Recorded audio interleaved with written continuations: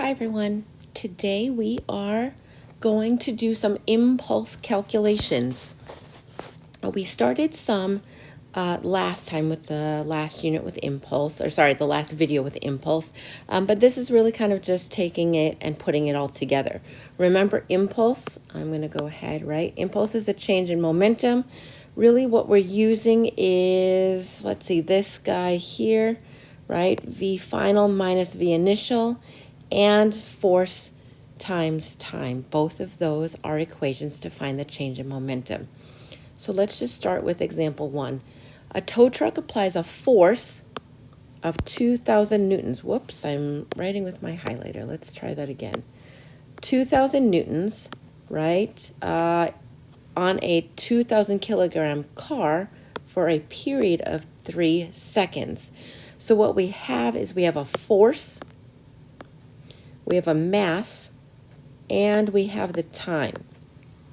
What's the magnitude of the change in momentum of the car, of the change in the car's momentum?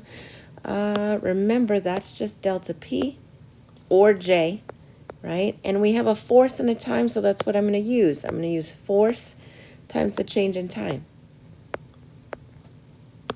This is equal to 2,000 newtons multiplied by my change in time, which is 3 seconds. So my momentum change ends up being 6,000.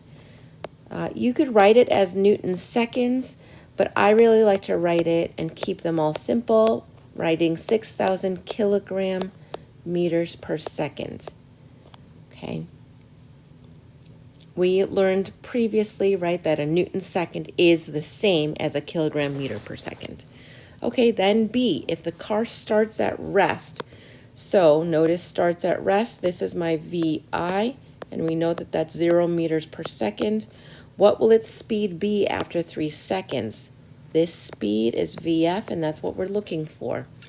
So we can take our change in momentum, which we solved in A, and now we have mass times VF minus VI. The good thing is actually that VI ends up being negligible because that's 0 meters per second. So I can just take it out of the equation.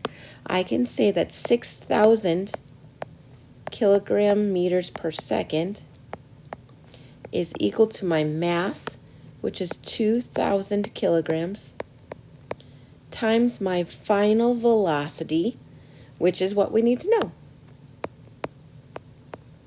So I'm just going to divide both sides by 2,000.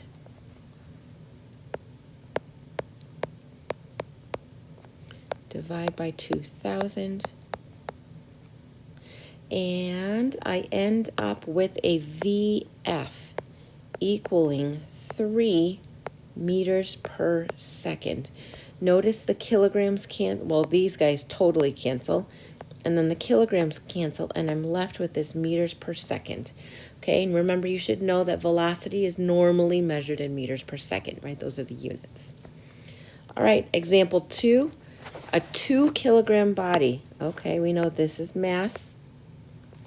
Is initially traveling at a velocity of 49 meters per second east. So that's my VI. If a constant force, whoops, that's pink, due east, so same direction, this is my force, so that's going to be positive, is applied to the body for 5 seconds. This guy here is time. What is the final velocity? There's VF. So we're solving for VF, right? I can go ahead and just set up, let's see, force times change in time is equal to mass times VF minus VI. End parenthesis. Okay, and then let's plug in our numbers. I'm going to start over here. I'm just going to do 10 newtons times, let's see, 5 seconds. This is equal to my mass is 2 kilograms times VF, which we don't know, minus VI, 49 meters per second. Okay, both of those, both the velocity and the force are positive because they're both in the same direction. To solve this, let's first divide by 2 kilograms.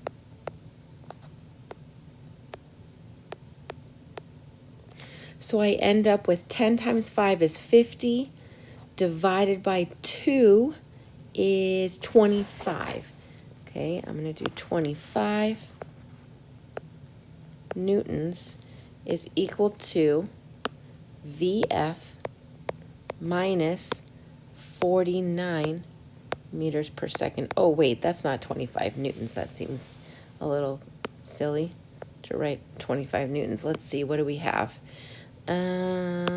We have newtons times seconds, so that's meters per second, divided by kilograms, so this ends up being meters per second. Okay, then we go ahead and add 49 meters per second to both sides, plus 49 meters per second on both sides. I end up with a VF equal to 74 meters per second. Okay. Example 3, a motorcycle being driven on a dirt path hits a rock.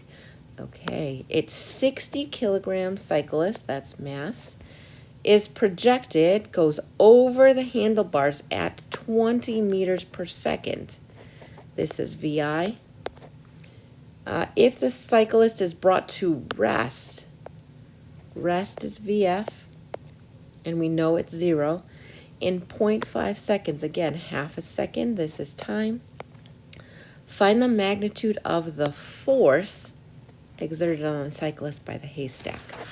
All right, let's set up our equation again. Force, change in time, is equal to mass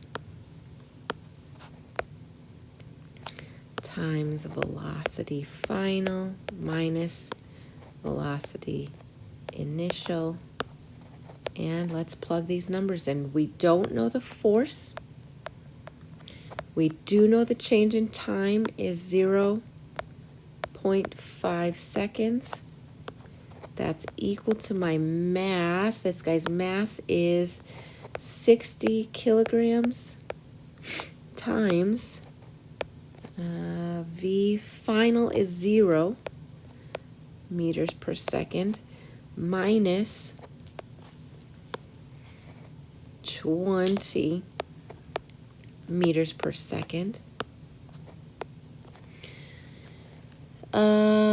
Okay, then we're just going to divide, right, both sides by 0.5 seconds.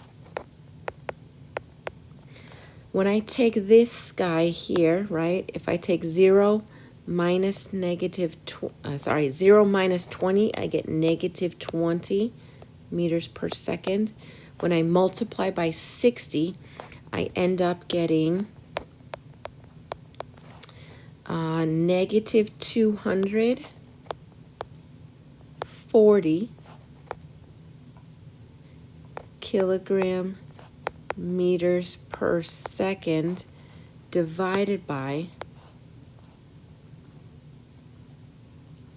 0.5 seconds. That means my force ends up equaling